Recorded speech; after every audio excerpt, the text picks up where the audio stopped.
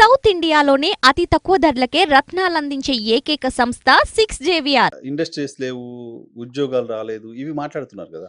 అంటే ఇండస్ట్రీలు అక్కడ ఎప్పుడు లేవు. చంద్రబాబు నాయుడు వచ్చినా నువ్వు 30,000 ఎకరాలలో సింగపూర్ కడతానన్నా నువ్వు కట్టేదానికి ఆధారపడి ఎవడు ఇండస్ట్రీ వచ్చి పెట్టాడు. బికాస్ అక్కడ అర్బన్ వైబ్రెంట్ సిటీ లేదు కదా. ఆ సిటీ లేనప్పుడు ఎవడొచ్చి పెట్టాడు. ఈయన ఏం చేశాడు, ఆ డెవలప్మెంటల్ ప్రాసెస్ని ఇండస్ట్రియలైజేషన్ను వైజాగ్ షిఫ్ట్ చేశాడు. Okay, already existing city. అంటే Vizag is the biggest port city. అది హైదరాబాద్ కంటే ముందు వైబ్రెంట్ ఎకానమీ డెవలప్ కావాల్సిన పోర్ట్ సిటీ. అది ఎయిర్పోర్ట్ కూడా పెద్దది వస్తుంది, పోర్ట్ ఉంటుంది, రైల్ కనెక్షన్ ఉంది, తర్వాత కోస్టల్ లైన్ ఉంది. సో ఆయన ఎక్కడో ఆయన పులివెందుల్లో పుట్టినోడు వైజాగ్ని క్యాపిటల్ అని ఎందుకంటున్నాడు? నువ్వు అదనంగా డబ్బు బంగ్లాల మీద ఖర్చు పెట్టకుండా, ఆఫీసుల మీద ఖర్చు పెట్టకుండా ఏదో 10 ఆఫీసులు కట్టుకుంటే అయిపోయింది కదా. అంతే. మొత్తం 2 రాష్ట్రాలకు ఉన్న క్యాపిటల్ సిటీ 15 ఎకరాలు కూడా లేదు మన సెక్రటేరియట్. అంతే. అవును, దాంట్లో ఉండింది కదా. నువ్వు 30,000 ఎకరాలు తీసుకొని ఏమి క్యాపిటల్ కడతావు? క్యాపిటల్కి అంత అక్కర్లేదు. కనుక జగన్ మోడల్ ఆఫ్ డెవలప్మెంట్లో 3 విప్లవాత్మక విషయాలు వచ్చింది. అది ఆయన అనుకోని చేశాడా లేదా అన్ఇంటెండెడ్ రిజల్ట్స్ అంటాం మనం. ఒకటి, ఇంగ్లీష్ ఎడ్యుకేషన్ రూరల్ ఏరియాకి మార్చినప్పుడు ఆ పిల్లలు ఈక్వల్లీ కంపీటింగ్ ఎనర్జీ కలిగిన పిల్లలు మిలియన్స్లో వస్తారు ఒక జాబ్కి. అంటే ఇంగ్లీష్ ఇప్పుడు రిజర్వేషన్ ఉంది, నీ కొడుకు రిజర్వేషన్లో చదువు ఉన్నాడు కానీ ఇంగ్లీష్ మీడియంలో మంచి ఢిల్లీ పబ్లిక్ స్కూల్లో చదివించినావు లేదా హైదరాబాద్ పబ్లిక్ స్కూల్లో చదివి, because you can do it. నీ ఎకానమీ అలౌ చేస్తా. నువ్వు ఎస్సీ, నువ్వు చదివించగలవు, నువ్వు ఉద్యోగస్తునివి. నువ్వు ఇంకొక చాకలి మంగలి కమ్మరి కుమ్మరి కూడా ఉద్యోగస్తులు చదివించవచ్చు. కానీ అదే పిల్లలు ఊళ్ళల్లో ఉన్నోళ్ళు ఈ రిజర్వేషన్ పోస్టులకు కూడా ఇంగ్లీష్ మీడియంలో చదువు లేకపోతే వీళ్ళతో పోటీ పడలేరు కదా. కనుక ఒక్క జాబుకు ఇప్పుడు ఈక్వల్లీ కంపీటబుల్ ఎనర్జీ ఉన్న పిల్లలు వందలాది మంది ఉంటారు. అదే అంతకుముందు ఏంది, ఇంగ్లీష్ మీడియం జోన్ నుంచి వచ్చిన వాళ్ళే అన్ని సెక్టార్లకు కంపీట్ చేసే స్థాయికి మన రిజర్వేషన్ సిస్టమ్ ఎదిగింది. గత 30 ఏళ్లలో బీసీలలో మొత్తం కొట్టుకోగలిగే అర్బన్ పీపుల్ ఉన్నారు, రూరల్ పీపుల్కు రాకుండా చేయగలిగి. ఎందుకంటే వాళ్ళు తెలుగు మీడియము, చెప్పని ప్రభుత్వ స్కూళ్ళు, ఈ గొడవకు బాధపడలేక వాళ్ళు తీసుకొచ్చి పిల్లల్ని నారాయణ శ్రీ చైతన్యలో పడేస్తున్నారు. ఆ నారాయణ శ్రీ చైతన్య సూర్యుని చూడకుండా సంవత్సరాలు బతుకుతున్నారు వాళ్ళు. 45 ఏళ్ళకు వాళ్ళు ముసలోళ్ళు అవుతారు, హార్ట్ అటాక్ వస్తుంది ఆ పిల్లలకి. ఎందుకంటే స్పోర్ట్స్ లేవు. అంటే ప్రైవేటైజేషను, నువ్వు అగ్గిపెట్టే ఇన్స్టిట్యూషన్స్లో నువ్వు అపార్ట్మెంట్లలో నడుపుతున్నావు. సో జగన్ ఏం చేశాడు, ఓపెన్ స్కూల్ సిస్టాన్ని బ్రహ్మాండంగా మార్చాడు. డీప్రైవేటైజేషన్ ఆఫ్ స్కూల్ ఎడ్యుకేషన్ ఆంధ్రప్రదేశ్లో జరిగినంత ఎక్కడ జరగలేదు. సో ప్రైవేట్ స్కూల్స్ పిల్లలతో ఇప్పుడు కాంప్లీట్ చేయగలుగుతారా వీళ్ళు? సగం తెలుగు సగం ఇంగ్లీష్ అలా? ఒక్కసారి ఆ పిల్లలు జగన్ పబ్లిక్ మీటింగ్లలో తీసుకొచ్చి మాట్లాడిస్తున్నాడు.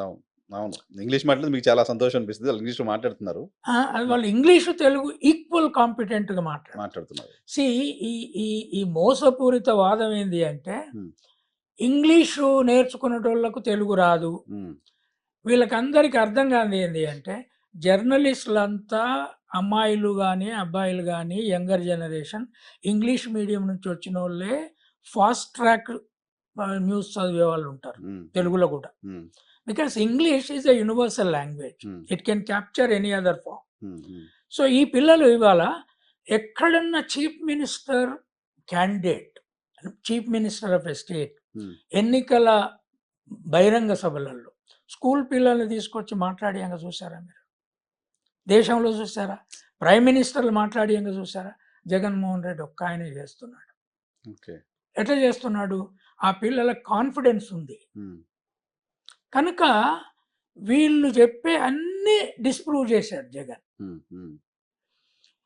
దీన్ని నాకు చాలా ఆనందదాయకమైన విషయం ఏంటి అంటే, ఒక యంగ్ మనిషి తండ్రి చచ్చిపోయాక సొంత పార్టీ పెట్టుకొని ఆయన మీద జగన్ మీద అంతకుముందు చాలా స్టోరీస్ విన్నా నేను. అవును. అవును. చాలా అరగంట అని, ఆర్గనైజ్ చేస్తాడని, తనకు నచ్చని వాళ్ళను కొట్టిస్తాడని హ్మ్. ఇవన్నీ. హ్మ్. కానీ ముఖ్యమంత్రి అయ్యే వరకు ఆయన పోరాటం, అయినంక ఆయన 5 ఏళ్ళు వ్యవహరించిన తీరు హ్మ్. కంప్లీట్‌గా భిన్నంగా ఉంది. హ్మ్. హ్మ్. విన్నదానికి భిన్నంగా ఉంది. విన్నదానికి భిన్నంగా ఉంది. హ్మ్. ఆమె అంత యంగ్ మనిషి ఇంతమంది సీనియర్ లీడర్‌లను తండ్రితో ఉన్నోళ్ళను హ్మ్. తన వెంట ఎట్లా ఉంచుకోగలిగాడు? ఉన్నారుగా బొత్స సత్యనారాయణ గారు, ధర్మాన ప్రసాద్ గారు. కేసీఆర్ కంటే కూడా హ్మ్. మంచి ధనమున్నోళ్ళు హ్మ్. కమిట్మెంట్‌తో జగన్‌తో ఉన్నారు. హ్మ్. కేసీఆర్‌తో కమిట్మెంట్‌తో లేరు. హ్మ్. పవర్ ఉంటదని ఉన్నారు. ఉన్నారు. కేటీఆర్‌కు అసలు బయట కేటీఆర్ గురించి ఆయనతో పనిచేసినోళ్ళు మాట్లాడుకునే పద్ధతి మనకు అర్థమైతది. అవును. ఆయన ఎంత అరగంటనో, ఏమనో. ఇప్పుడు రకరకాల ఫోన్ ట్యాపింగ్‌లు వ్యవహారాలు. అవును. ఎవరైనా రేపు ముఖ్యమంత్రి గావాలి అనుకునే యంగ్ ఆద్మీ హ్మ్. సినిమాటోగ్రఫీ పోర్ట్‌ఫోలియో తీసుకుంటాడండి. ఆయన తీసుకోలేగా? ఆయన మొన్నటి వరకు ఆయనే ఉన్నాడు. శ్రీనివాస్ యాదవ్ ఉండేవాళ్ళు. శ్రీనివాస్ యాదవ్ ఉండేవి గానీ, ఈయనే సినిమా రిలీజ్‌లలో పోయి కూర్చునేవాడు. కూర్చునేవాడా? కొంచెం ఫోకస్ కూర్చునేవాడు. మూవీ ఫోకస్డ్ ఉండేవాళ్ళు ఆయన. 3 ఫోకస్‌లు ఉండేవాడు. అరే నువ్వు వద్దనుకున్నా హ్మ్. సినిమా సెక్టార్‌లో ఉండే శక్తులు నిన్ను ట్రాప్ చేస్తాయి. గ్లామర్ ఫీల్ ఏదో అట్రాక్ట్ చేస్తుంది. బట్ నీ ఏజోడే కదా జగన్. హ్మ్. చీఫ్ మినిస్టర్‌గా హ్మ్. ఎంత డిగ్నిఫైడ్‌గా బిహేవ్ చేశాడు. కరెక్ట్. హ్మ్. ఆయన ఆఫీస్ ఎడ్యుకేషన్ రివ్యూలు, హెల్త్ రివ్యూలు ఎన్ని చేశాడు తెలుసా? హుహు. ఆల్మోస్ట్ నేను సాక్షిలో చూసినయి, మిగతా పేపర్‌లో చూసినయి, టీవీలలో చూసినయి. ఆల్మోస్ట్ ఎవ్రీ 15 డేస్ వన్స్ హి రివ్యూడ్ ఎడ్యుకేషన్. అసలు ఆయన తాడేపల్లి ప్యాలెస్‌లోంచి బయటికి రాడు, భయపడి లోపల కూర్చున్నాడు అనే క్యాంపెయిన్ కదా తెలుగుదేశం పార్టీ చేస్తోంది. ఇప్పుడు క్యాంపెయిన్ ఎవరైనా చేయొచ్చు. అపోజిషన్ పార్టీ ఈస్ హ్మ్. Not the truth deliverer. హ్మ్. అపోజిషన్ పార్టీ ఎంత మంచోడైనా ట్రూత్ డెలివరర్ గారు వాళ్ళు. హ్మ్. అంటే ఈ దేశానికి ఆ విలువలు కూడా లేవు. హ్మ్. ఆయన చేసినోడు చేసింది చేసిండు, చెయ్యంది మేము చేసి చూపెడతాం అనే మంచి విలువలు రాజకీయాల్లో లేవు, ఈ దేశంలోనే లేవు. హ్మ్. హ్మ్. కానీ నేను చూశాను స్కూల్ ఇన్ఫ్రాస్ట్రక్చర్ ఆ పద్ధతిలో రాయలసీమలో హ్మ్. కరువుతో కొట్టుమిట్టాడే రాయలసీమలో హ్మ్. నేను మొన్న బుగ్గన కాన్స్టిట్యుయెన్సీలో హ్మ్. డోన్‌లో. డోన్‌లో అది టీవీ9 వాళ్ళ టీవీ9 కాదు కదా! హ్మ్. ఆ అమ్మాయి బుల్లెట్ మీద పోయి తిరిగి చూపెట్టింది ఆ అమ్మాయి అక్కడ కట్టిన కన్‌స్ట్రక్షన్స్. అవును. ఒక స్కూల్ కట్టారండి. Hmm. It is best much better than American schools hmm. డోన్‌లో. హ్మ్. మున్సిపల్ ఆఫీస్ హ్మ్. బ్యూటిఫుల్ కట్టాడు. హ్మ్. తర్వాత హాస్పిటల్ ఒకటి కట్టాడు. హ్మ్. హ్మ్. హ్మ్. అక్కడ నీటి వనరును పెంచారు. హ్మ్. తాగునీటి వనరు. హ్మ్. నేను అనేది ఏంది అంటే rich but young highly educated మినిస్టర్‌లను పెట్టాడు. హ్మ్. మీరు ఆంధ్ర మినిస్టర్లు మాట్లాడే భాష చూడండి. Hmm. They can shift from English to Telugu very easily. Okay. Okay. ఇప్పుడు ఆ హెల్త్ మినిస్టర్ ఉంది ఆ అమ్మాయి రజనీ. రజని. రజనీ గారు. ఆమె ఒక చాకలి కమ్యూనిటీ నుంచి వచ్చిందట. I was surprised. హ్మ్. చాకలి కమ్యూనిటీ నుంచి వచ్చిందట. Hmm. She was in US and all that. Hmm. The way she speaks I am shocked. హ్మ్.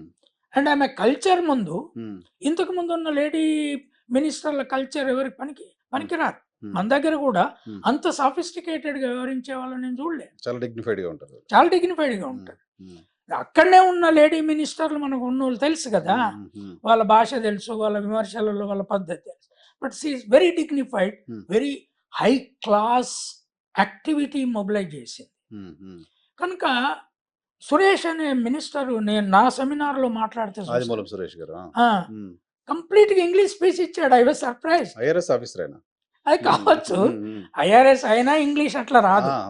Very fluent is. ఐఏఎస్ వాళ్ళని కూడా నాకు చాలా మంది తెలుసు. Hmm. ఐపీఎస్ వాళ్ళు తెలుసు. But they can't do it in a public delivery. Mhm. That is a different question. Hmm. So నేను అనేది ఏంటి అంటే English education for all on equal basis the revolution. Hmm. Revolution not just for Andhra Pradesh. Hmm. It is a new model for Indian education system. Okay. ఇండియాకి దాన్ని తీసుకోవాలి. ఎందుకంటే BJP ఆ మోడల్‌కు వ్యతిరేకం. ఓకే. ఎస్సీ, ఎస్టీ, బీసీలకు కూడా అంబానీ, అదానీ నడిపే స్కూల్స్, అంబానీ స్కూల్ మొన్ననే నేను ఫీ స్ట్రక్చర్ చూసిన. Hmm. Dhirubhai Ambani school. Hmm. ఎల్కేజీకి 7 లక్షలు ఓ సంవత్సరానికి. ఉమ్, తర్వాత ఎల్కేజీ టు 7th ఒక రేంజ్, 8th టు 10th ఒక రేంజ్, ఆఖరికి వాళ్ళకు 15 lakhs per year ఉంది 11th టు 12th వరకు. అబ్బబ్బబ్బా, ఉమ్, అంత ఫీజు ఉంది వాళ్ళది. Hmm. ఇంకా అంతకంటే ఎక్కువ ఫీజులు ఉన్న స్కూళ్ళు కూడా ఉన్నాయి. ఉన్నాయి ఇంటర్నేషనల్ స్కూల్. నేను అనేది ఏంటంటే అట్లా చదువుకునే పిల్లలు ఫారెన్ సిలబస్లో బీజేపీ వాళ్ళని అపోజ్ చేయదు, ఆర్ఎస్ఎస్ ఆ స్కూళ్ళను నేషనలైజ్ చేయదు. నేషనలిజం అనే పార్టీ స్కూల్ ఎడ్యుకేషన్ నేషనలైజ్ చేయాలంటలేదు. జాతీయ విద్యా విధానం ఒకటే ఉండాలిగా, కామన్ ఎడ్యుకేషన్ ఉండాలిగా. నేషనలిజం రూట్స్ స్కూల్ ఎడ్యుకేషన్ లో ఉంటాయి. పైన ఎడ్యుకేషన్ అమెరికాలో కానీ ఇంగ్లాండ్ కానీ ప్రైవేట్ సెక్టార్లో ఉంది, కానీ మొత్తం యూరోప్లో అమెరికాలో school education is in government sector. Okay okay. ఇంగ్లాండ్లో అసలు స్కూల్ ఎడ్యుకేషన్ ప్రైవేట్ చేసే పరిస్థితి సిచ్యువేషన్ లేదు. Okay. Every child has to study in the same government school. So ఏపీలో ఆ పరిస్థితి వస్తుందా? ఏపీలో మొత్తం ప్రైవేట్ అంటే ఏపీ మోడల్ ఆఫ్టర్ ఆల్ ఆయన ఒక పెద్ద నేషన్ లో ఒక చిన్న రాష్ట్రంలో ఎక్స్పెరిమెంట్ చేస్తున్నాడు. ఆ ఎక్స్పెరిమెంట్ ఒక 10-15 ఏళ్ళు నడుస్తే స్టెబిలైజ్ అవుతుంది. అయినప్పుడు ఆ పిల్లలు కంపీట్ చేస్తారు. ఓకే, 1.5 decade ఉండాలి అది. ఇంగ్లీష్ మీడియం పిల్లలకి తెలుగు మీడియం పిల్లలకి తేడా ఏందో చెప్తా. ఈసారి నిండనే పొలిటికల్ సైన్స్ డిపార్ట్మెంట్ పిల్లాడు, ఫైనల్ ఇయర్ పిల్లాడు 520 ర్యాంక్ వచ్చింది సివిల్ సర్వీస్లో. ఆ పిల్లవాడిని నిన్న మీటింగ్లోకి తీసుకొచ్చి మాట్లాడిచ్చారు. ఆ పిల్లగాని పట్టుకొస్తే నేనే మాట్లాడమన్నా. He had beautiful communication, beautiful understanding. Civil సర్వీస్లో ఐఏఎస్ వస్తుంది ఆ పిల్లని, బీసీ. ఎక్కడి నుంచి బాబు మీ ఊరేదన్నా? మేము ఒరిజినల్గా వైజాగ్ దగ్గర వెళ్ళామని చెప్పాడు. అంటే మొదటి నుంచి అతను ఇంగ్లీష్ మీడియంలో చదువుతున్నాడు, ఇక్కడ పొలిటికల్ సైన్స్లో చేరాడు. ఈ వాజ్ ప్లానింగ్ ఫర్ సివిల్స్. పెద్ద కోచింగ్లోకి పోకుండా ఈ గాట్ సివిల్స్ నౌ. అంటే మనము తెలంగాణ పిల్లలకు అట్లా ఇంగ్లీష్ మీడియం గ్రామాలలో చెప్తే ఇంకెక్కువ తెలివి కల్లోళ్ళు అవుతారు. ఆంధ్రలో కూడా రూరల్ ఏరియా ఎడ్యుకేషనే కరేజ్, కాన్ఫిడెన్స్, విజన్ ఇస్తాయి. ఈవెన్ తెలుగు మీడియంలో కూడా కాంపిటీట్ చేస్తున్నారు, అక్కడ నుంచి వచ్చిన వాళ్ళు ఎక్కువ. అక్కడ వాళ్ళే లీడర్లు అవుతున్నారు. ఎందుకు అవుతారు? గ్రామం అనేది యుఎన్ ఎట్లా నడపొచ్చో, ఢిల్లీ ఎట్లా నడపొచ్చో, గ్రామం కూడా అట్లే నడుస్తుంది. పంచాయతీ నడపడం అనేది పార్లమెంటు నడపడం లాగానే పిల్లలకు అదంతా అర్థమైపోద్ది ఈజీగా. తర్వాత తల్లితో కష్టపడాలి, తండ్రితో కష్టపడాలి, కష్ట సుఖాలు చూడాలి, ప్రకృతితో సంఘర్షణ వాళ్ళకి అర్థమైద్ది.